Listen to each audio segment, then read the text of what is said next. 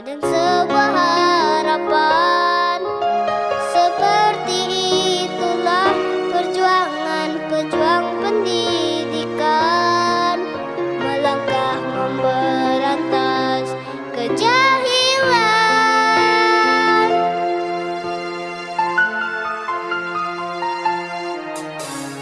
Kau tembus dinginnya pagi dan pekatnya malam.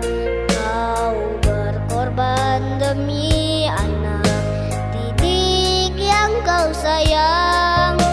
Tak mampu ku membalas apa yang kau berikan.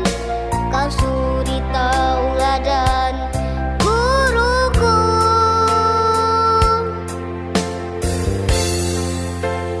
Kau ajarkan kami yang tak kami mengerti.